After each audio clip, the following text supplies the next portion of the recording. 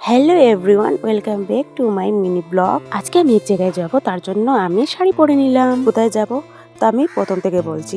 তো আজকে আমাদের কলেজ থেকে আমরা 5জন মেয়েকে সিলেক্ট করা হয়েছে গেস্ট হিসাবে one day seminar of national level, তার জন্য।